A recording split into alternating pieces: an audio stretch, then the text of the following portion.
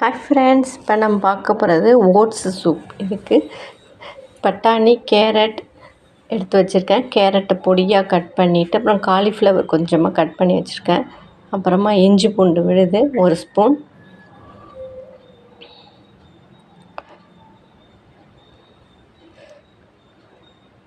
கடாயில் 1 ஸ்பூன் வெண்ணெய் போட்டுக்கிறேன்.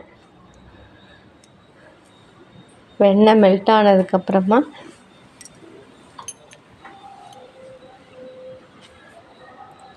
ஒரு ஸ்பூன் இஞ்சி பூண்டு விழுது போட்டுக்கலாம்.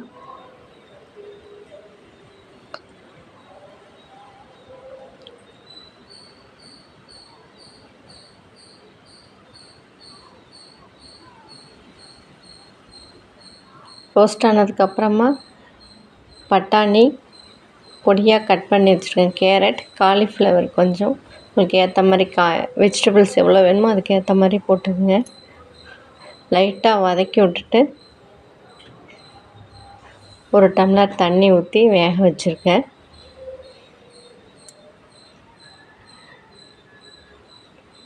தேவைக்கு ஏற்ற மாதிரி உப்பு ஆட் பண்ணிக்கலாம்.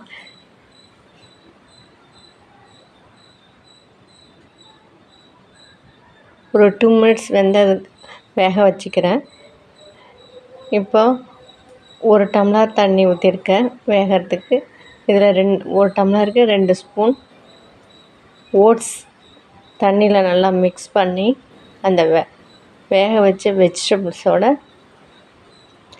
ஆட் பண்ணிக்கலாம்.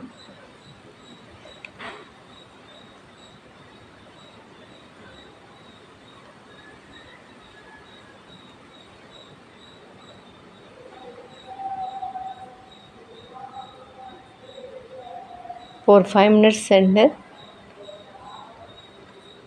நல்லா சூப் ரெடி ஆகிடும். இப்போ பவுலில் ட்ரான்ஸ்ஃபர் பண்ணிக்கலாம். ட்ரான்ஸ்ஃபர் பண்ணிவிட்டு சில்லி ஃப்ளேக்ஸ், சில்லியை ரோஸ்ட் பண்ணி நல்லா கிரைண்ட் பண்ணி வச்சுருக்கேன். இந்த சில்லி ஃப்ளேக்ஸு உங்களுக்கு காரத்துக்கு ஏற்ற மாதிரி போட்டுக்கலாம். அப்படி இல்லைன்னா பெப்பர் போட்டு ஸ்ப்ரிங்கிள் பண்ணிக்கலாம். இப்போது ஓட்ஸ் சூப் ரெடி ஆகிடுச்சு. நல்லா ஹாட்டான டேஸ்டியான ஓட்ஸ் சூப் ரெடி.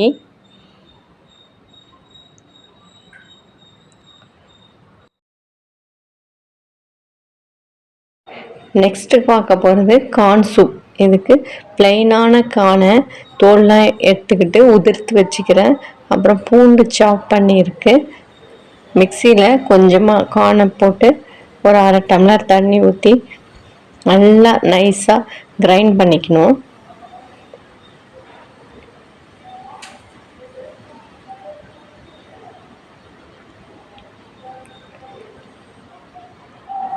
கொஞ்சம் கூட பார்ட்டிகல்ஸ் இல்லாத நல்லா கிரைண்ட் பண்ணிக்கணும். அப்புறம் பேனில் 1 ஸ்பூன் வெண்ணெய் போட்டு வெண்ணெய் மெல்ட் ஆனதுக்கப்புறமா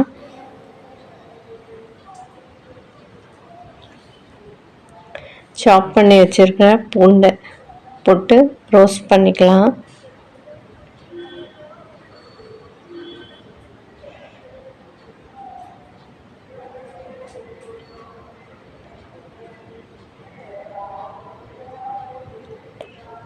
பூண்டு ரோஸ்ட் ஆனதுக்கப்புறமா உதிர்த்து வச்ச கார்னை போட்டு லைட்டாக ரோஸ்ட் பண்ணிவிட்டு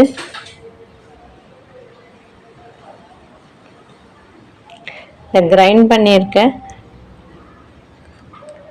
கார்ன் வாட்டரோட உள்ளதை சேர்த்து இந்த கார்னோடு சேர்த்து நல்லா வேக வச்சுக்கிறேன் ஒரு 5 மினிட்ஸ்.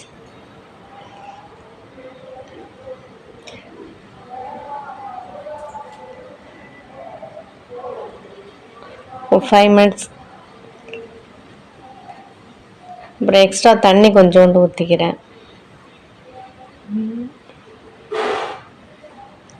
வாட்டரியாக இருக்கணுன்றதுக்காக கொஞ்சம் தண்ணி எக்ஸ்ட்ராவாக ஆட் பண்ணி ஒரு 5 மினிட்ஸ் வேக வச்சுக்கிறோம்.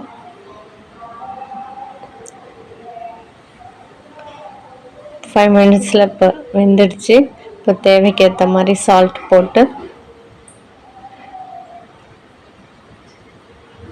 அடுப்பு ஆஃப் பண்ணிவிட்டு சால்ட் போட்டு பவுலில் ட்ரான்ஸ்ஃபர் பண்ணிக்கலாம்.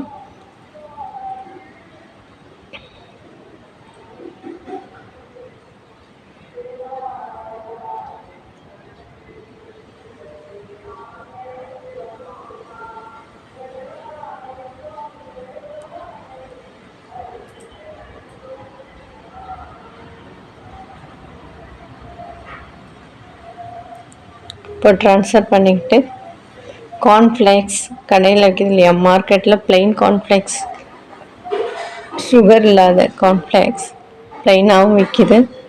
இதை ஸ்ப்ரிங்கிள் பண்ணிக்கிறேன். இது ஆப்ஷன் தான், உங்களுக்கு தேவையில்லைன்னா விட்டுருங்க. அப்புறம் சில்லி ஃப்ளேக்ஸையும் ஸ்ப்ரிங்கிள் பண்ணிக்கிறேன். அப்படி இல்லைன்னா பெப்பர் பவுடர் போட்டு ஸ்ப்ரிங்கிள் பண்ணிக்கலாம். இப்போ ரொம்பவும் டேஸ்டியான கார்ன் சூப் ரெடி ஆயிடுச்சு.